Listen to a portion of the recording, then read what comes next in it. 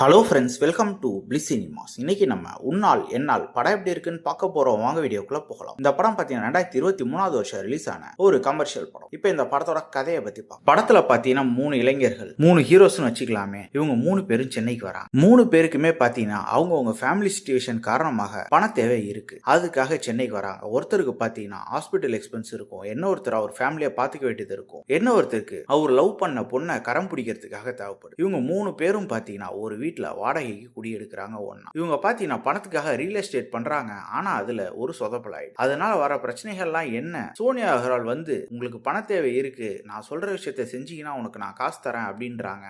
அப்படி அவங்களுக்காக இவங்க என்ன செய்ய போறாங்க, கடைசியில் என்னதான் ஆச்சு அப்படின்றத இந்த படத்தோட மொத்த கதையே. இப்போ இந்த படத்தோட பாசிட்டிவ் நெகட்டிவ் பத்தி பார்க்கலாம். பாசிட்டிவ் கண்டிப்பா ஸ்டோரி பிளாட்டை சொல்லலாம். ஒரு இன்ட்ரெஸ்டிங்கான ஸ்டோரி பிளாட் தான். ஒரு கமர்ஷியல் படத்துக்கு ஏற்ற ஸ்டோரி பிளாட்னே சொல்லலாம். அது பெர்ஃபார்மன்ஸ்ல படத்துல எல்லாருமே ஒரு ஓகேவான பெர்ஃபார்மன்ஸ் கொடுத்துருக்காங்க. இன்னும் பெட்டராகவே பண்ணிருக்கலான்ற மாதிரி படத்துல இவங்க 3 பேருக்குமே எழுதின கேரக்டர் ரைட்டிங் ஓவரால் நீட்டா இருக்குன்னு சொல்லலாம். ஒவ்வொருத்தருக்குமே ஒரு சின்ன பேக் ஸ்டோரி வச்சு நீட்டாவே கொண்டு வந்திருக்காங்க. படத்துல ஒரு லவ் போர்ஷன்ஸ் அங்கங்க நல்லாவே இருந்தது. அதே மாதிரி ஒரு சில சென்டிமெண்ட் காட்சிகளும் நல்லாவே இருந்தது. காமெடி அங்கங்க வச்சிருக்காங்க. டெக்னிக்கலி பாத்தீங்கன்னா படம் ஓவரால் ஓகேவா இருக்கு. ஏன்னா இந்த படம் ஒரு லோ பட்ஜெட்ல எடுத்திருக்கப்பட்ட படம் தான். ஸோ சினிமோட்டோகிராஃபிலாம் அவங்க பட்ஜெட்டுக்கு தேவையான அளவு பண்ணியிருக்காங்க. அதே மாதிரி தான் பேக்ரவுண்ட் ஸ்கோர் எல்லாமே. ஸ்கிரீன் பிளேஸ் பாத்தீங்கன்னா ஒரு ஃபிளாட்டான ஸ்கிரீன் பிளேல தான் எழுதி எடுத்திருக்காங்க. இன்னும் கொஞ்சம் எங்கேஜிங்கா எழுதி எடுத்திருந்தா நல்லாவே இருந்தது. மொத்தத்தில் பாத்தீங்கன்னா இது ஒரு ஒன் டைம் வாட்சபிள் படமா தான் இருக்கு. வேணும்னா ட்ரை பண்ணி பாருங்க.